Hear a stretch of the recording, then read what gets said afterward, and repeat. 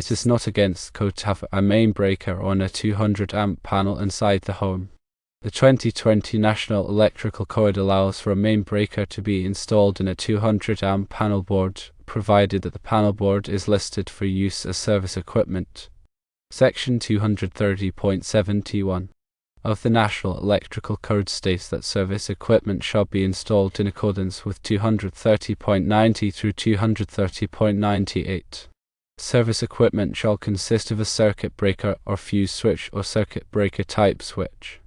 Section 230.90 of the National Electrical Code states that service equipment shall be located at a readily accessible location either inside or outside the building or structure served. Section 230.90 B of the National Electrical Code states that service equipment shall be installed in a readily accessible location either inside or outside the building or structure served.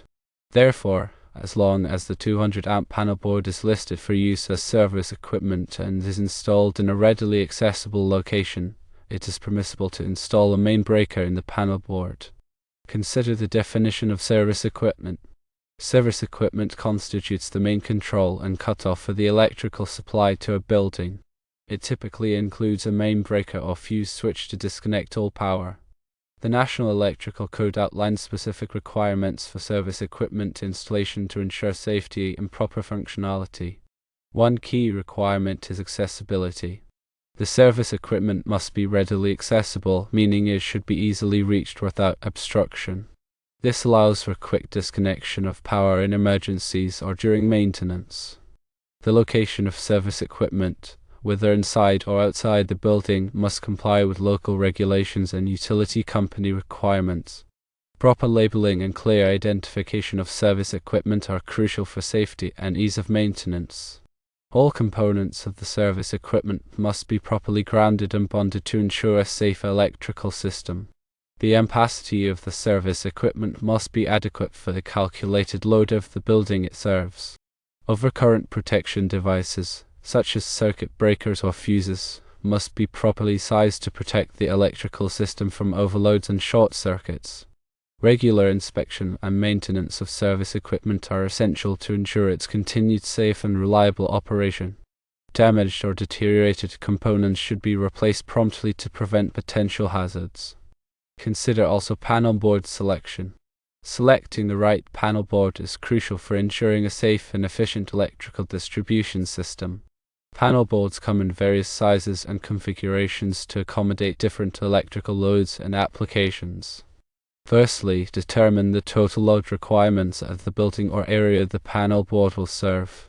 This includes calculating the amperage of all circuits and appliances that will be connected to the panel board. Secondly, choose a panel board with sufficient capacity to handle the calculated load, plus some additional capacity for future expansion. Thirdly, consider the type of panel board required, such as a main lug-only panel or a main breaker panel. Fourthly, ensure that the panel board is listed and labeled by a recognized testing laboratory, such as Underwriters Laboratories, to ensure compliance with safety standards. Fifthly, select a panel board with the appropriate number of circuit breakers or fuse spaces to accommodate all the required circuits. Sixthly, choose a panel board with a suitable enclosure for the environment in which it will be installed, such as an indoor or outdoor enclosure. Seventhly, ensure that the panel board is properly grounded and bonded to provide a safe electrical system. Eighthly, consider the ease of installation and maintenance when selecting a panel board. Ninthly, choose a panel board from a reputable manufacturer with a proven track record of quality and reliability. Tenthly, consult with a qualified electrician to determine the best panel board for your specific needs and application. Regarding main breaker considerations, a main breaker serves as the primary overcurrent protection device for the entire panel board. It is typically installed at the top of the panel board and is designed to trip and disconnect power in the event of an overload or short circuit. A main breaker is required in service entrance panels to provide a means of disconnecting all power to the building. The size of the main breaker must be properly matched to the ampacity of the service entrance conductors. A main breaker can also be installed in subpanels to provide additional overcurrent protection and isolation. The decision to install a main breaker in a subpanel depends on various factors, such as the size and complexity of the electrical system. A main lug-only panel does not have a main breaker and relies on an upstream overcurrent protection device to protect the panel board. Main lug-only panels are typically used in subpanels where a main breaker is not required. When installing a main breaker, ensure that it is properly sized and installed according to the manufacturer's instructions and applicable electrical codes. Regular testing and maintenance of main breakers are essential to ensure their continued reliable operation. Damaged or defective main breakers should be replaced promptly to prevent potential hazards. It is also important to understand National Electrical Code requirements. The National Electrical Code, or NEC, is a widely adopted standard for safe electrical installations. It is published by the National Fire Protection Association and is updated every 3 years. The National Electrical Code provides comprehensive guidelines for electrical wiring, equipment, and systems in residential, commercial, and industrial buildings. The purpose of the National Electrical Code is to protect people and property from electrical hazards. The National Electrical Code covers a wide range of topics, including wiring methods, overcurrent protection, grounding, and equipment installation. Compliance with the National Electrical Code is essential for ensuring a safe and reliable electrical system. Local jurisdictions often adopt the National Electrical Code as part of their building codes. Electrical inspectors enforce the National Electrical Code to ensure that electrical installations meet the required safety standards. The National Electrical Code is a complex document, and it is important to consult with a qualified electrician to ensure compliance. Regular updates to the National Electrical Code reflect changes in technology and industry best practices. The National Electrical Code is an essential resource for anyone involved in electrical work. It provides the necessary guidance to design, install, and maintain safe electrical systems. When working with electrical systems, always prioritize safety and follow the guidelines of the National Electrical Code. Always consult with a qualified electrician if you have any questions or concerns about electrical safety. Regarding service equipment ratings, service equipment must have an ampere rating not less than the calculated load to be carried, per National Electrical Code section 230.42. The service disconnecting means, typically a main breaker, must have an ampere rating of not less than the calculated load, per National Electrical Code section 230.79. A 200 amp service requires service conductors rated for 200 amps or greater, per National Electrical Code section 310.16, taking into account conductor type and temperature rating. The meter socket must also be rated for 200 amps or greater. All components of the service equipment must be listed and labeled for their intended use. Proper coordination of overcurrent protection devices is essential to prevent nuisance tripping and ensure selective coordination. Consider also accessibility requirements. Service equipment must be readily accessible, meaning it can be reached quickly without having to climb over or remove obstacles, per National Electrical Code section 230.24. The working space around service equipment must meet the minimum dimensions specified in the National Electrical Code section 110.26. Clearances must be maintained around service equipment to allow for safe operation and maintenance. The location of service equipment must be protected from physical damage and environmental factors.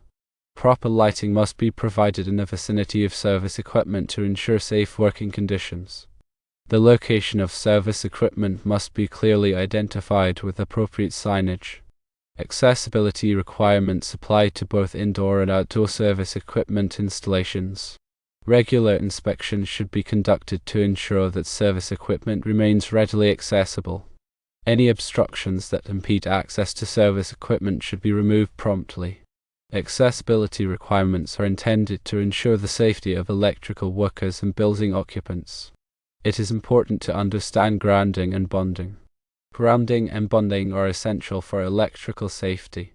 Grounding provides a path for fault current to return to the source, tripping the overcurrent protection device. Bonding connects all metal parts of the electrical system together, creating an equipotential plane. The grounding electrode system must be installed in accordance with National Electrical Code Section 250.50. The grounding electrode conductor must be properly sized and connected to the grounding electrode system. Equipment grounding conductors must be installed in all circuits to provide a path for fault current. Bonding jumpers must be used to bond metal enclosures and other non-current carrying metal parts. Proper grounding and bonding help to minimize the risk of electric shock and fire. Regular inspections should be conducted to ensure that grounding and bonding connections are intact and secure. Any damaged or deteriorated grounding and bonding components should be replaced promptly. Grounding and bonding requirements are intended to protect people and property from electrical hazards. It is important to understand service entrance conductors. Service entrance conductors carry power from the utility company to the building service equipment. The size of the service entrance conductors must be adequate for the calculated load of the building. Service entrance conductors must be protected from physical damage and environmental factors. The type of service entrance conductors must be suitable for the application. Service entrance conductors must be installed in accordance with National Electrical Code Article 230. Proper termination of service entrance conductors is essential for a safe and reliable electrical system. The ampacity of service entrance conductors must be derated for temperature and other factors, as required by the National Electrical Code. Service entrance conductors must be properly supported and secured. Regular inspection should be conducted to ensure that service entrance conductors are in good condition. Any damaged or deteriorated service entrance conductors should be replaced promptly. Service entrance conductor requirements are intended to ensure the safe and reliable delivery of power to the building. Always verify local codes and amendments. Local jurisdictions may have amendments to the National Electrical Code that are more stringent or have additional requirements. It is important to check with the local building department or electrical inspector to determine the applicable codes and regulations. Local codes may vary depending on the location and type of building. Compliance with local codes is essential for obtaining permits and ensuring a safe electrical installation. Local codes may address specific issues or concerns that are not covered in the National Electrical Code. It is important to stay up to date on any changes or revisions to local codes. Local codes may require additional inspections or certifications. Failure to comply with local codes can result in fines or other penalties. Local codes are intended to protect people and property from electrical hazards. It is important to understand the specific requirements of the local codes in your area. Always consult with a qualified electrician to ensure compliance with all applicable codes and regulations. Remember safety first. Always disconnect power before working on any electrical equipment. Use appropriate personal protective equipment, such as gloves and safety glasses. Follow all safety procedures and guidelines. Never work on electrical equipment if you are not qualified to do so. If you are unsure about anything, consult with a qualified electrician. Electrical work can be dangerous, and it is important to take all necessary precautions. Ensure the area is clear of any hazards before beginning work. Use properly insulated tools. Double-check all connections before restoring power.